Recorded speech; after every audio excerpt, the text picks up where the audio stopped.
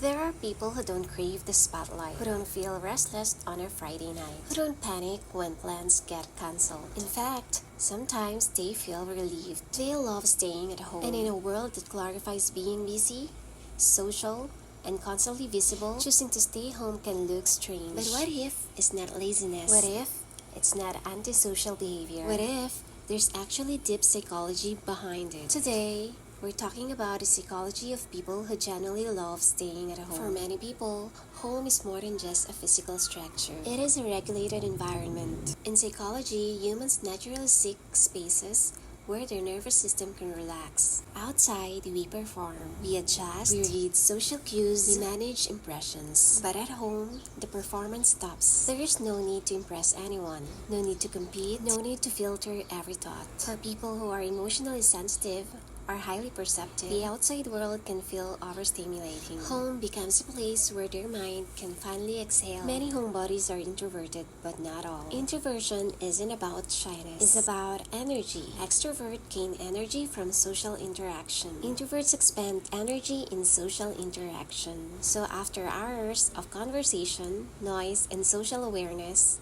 an introverted brain feels tired. Staying home is not avoidance, it's energy management. It's choosing restoration over exhaustion. And in a society that constantly pushes go out more, protecting your energy can actually be a form of emotional intelligence. We lived in a hyper-stimulated world. Notifications, traffic, deadlines, social media comparisons, endless information. The brain was not designed to process as much input 24/7. People who love staying at home often crave reduced stimulation. Less noise, less pressure, less unpredictability. At home, they control the volume, literally and emotionally. They control who enters their space.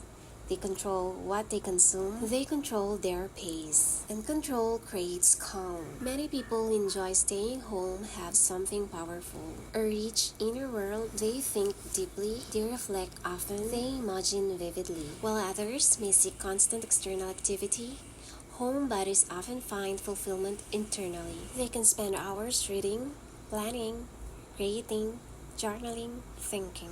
They are not bored, they are processing. In fact, research often links solitude with creativity and problem solving. Silence gives thoughts room to breathe. People who prefer staying home are often selective with relationships, not because they dislike people, but because they value depth over quantity. Small talk drains them. Surface level interaction feels tiring. They would rather have one meaningful conversation than 10 casual ones. So instead of constantly socializing, they conserve their energy for connections that matter. That's not antisocial, that's intentional. For some, loving home is connected to healing. After heartbreak, after betrayal, after burnout, after emotional exhaustion, home becomes the place where they rebuild. It is where they cry without being watched, where they reflect without interruption, where they learn to sit with themselves again. And learning to be alone without feeling lonely is one of the strongest psychological milestones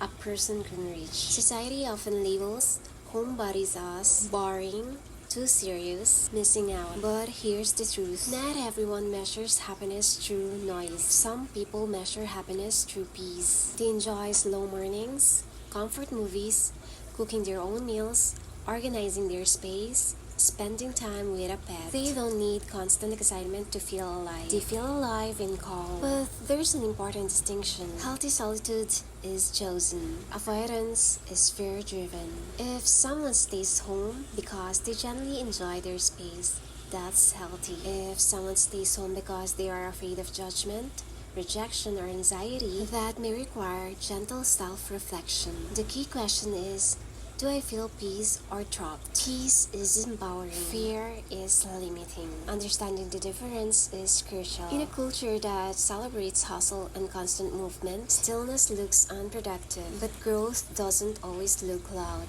Sometimes growth looks like saying no to plans, protecting your energy, rebuilding your confidence quietly, working on yourself without announcing it. Some of the strongest people are not the loudest. They are the most grounded. They are comfortable in silence, comfortable in their own company, comfortable without constant validation. That is strength. If you are someone who loves staying at home, ask yourself, what do I find here? Is it safety, clarity, creativity, rest, control? Whatever the answer is, it matters. Because choosing peace in a chaotic world is not weakness. It is awareness. At the end of the day, not everyone is meant to live loudly. Not everyone is meant to be everywhere. Some people are meant to build quiet, meaningful lives. Lives filled with intentional choices, slow growth, deep thinking, and private victories. If you love staying at home, there is nothing wrong with you. You are not behind. You are not missing out. You are not less interesting. You may simply be someone who understands the value of inner peace. So, if this resonated with you, comment below. Home is my reset. And remember, you don't have to be constantly visible to be valuable. Sometimes the most powerful transformations happen behind closed doors. Many people who love staying at home develop a strong sense of independence. They don't rely heavily on external stimulation for happiness. They don't need constant company to feel secure. They are comfortable entertaining themselves. Psychologically, this often reflects self-sufficiency. They've learned how to regulate their own emotions. They've learned how to calm themselves down. They learned how to sit with discomfort without immediately escaping it. And that ability to sit with yourself is rare. Because when you remove distractions, you are left with your thoughts. And not everyone is ready to face those. People who prefer staying home often have a sensitive nervous system. They may not say it out loud, but loud environments, crowded places, and unpredictable settings can overstimulate them quickly. This isn't weakness, it's biology. Some brains process stimulation more intensely. Sounds feel louder, energy feels heavier, social dynamics feel sharper. So home becomes a regulation space. Soft lighting, familiar sounds, controlled interactions. When the nervous system feels safe, the mind feels safe, and safety is the foundation of psychological well-being. Homebodies often thrive in routine. Morning coffee in silence, cleaning their space, watching the same comfort show, feeding their pets, working on personal projects. Routine creates predictability. Predictability reduces anxiety. In uncertain times, routine becomes an anchor. And for people who have experienced instability, emotional chaos, inconsistent environments, sudden changes, routine is not boring. It's grounding. It says, even if the world is uncertain, this moment is stable. Another psychological trait common among home lovers is strong boundaries. They don't say yes to everything. They don't attend every gathering. They don't overextend themselves socially. And while others may label that as distant, it is often a sign of maturity. They understand that every yes costs energy, so they choose carefully. They prefer people who respect their space. And that kind of selectivity protects mental health. Quiet people are often underestimated. If someone isn't loud, they are assumed to be shy. If someone stays home, they are assumed to lack ambition. But quiet strength operates differently. It doesn't announce progress. It builds it privately. Some people don't need an audience to grow. They don't need validation to stay motivated. They don't need to prove their lifestyle to anyone. Their confidence is eternal. And eternal confidence is powerful because it doesn't collapse when external approval disappears. It becomes part of identity. They take pride in their space. They design it intentionally. They keep it organized, personalized, peaceful. Their room reflects their mind.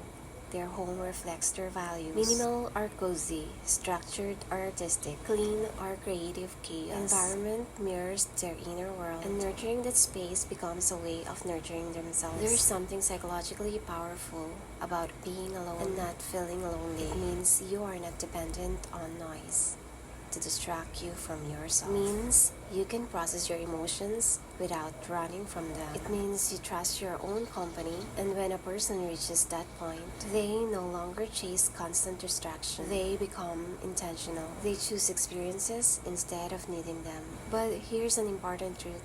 Even home lovers need connection. Humans are wired for belonging. The healthiest homebodies understand this balance. They rest, but they don't isolate completely. They recharge, but they don't disconnect permanently. They choose solitude, but they don't fear intimacy. Balance is what keeps preference healthy. When staying home is empowerment, it feels peaceful. When staying home is fear, it feels limiting. Self-awareness makes the difference. If you love staying at home, maybe it's because that's where you feel most yourself. No performance, no pressure, no comparison. Just you, your thoughts, your pace, your peace. And in a world that constantly demands more from you, choosing less noise may be the most powerful decision you can make. You are not antisocial, you are not lazy, you are not missing out. You may simply understand something others don't yet. Peace is valuable, energy is limited, and solitude can be sacred. Some people recharge in crowds, some people recharge in quiet rooms.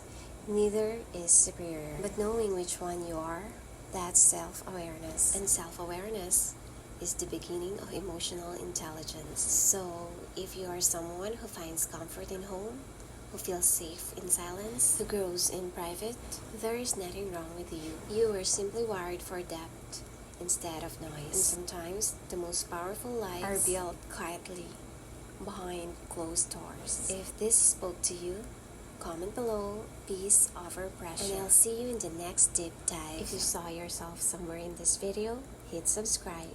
Because here we don't just talk about behavior, we talk about healing, growth, and self-awareness. Join this space, grow with us, reflect with us,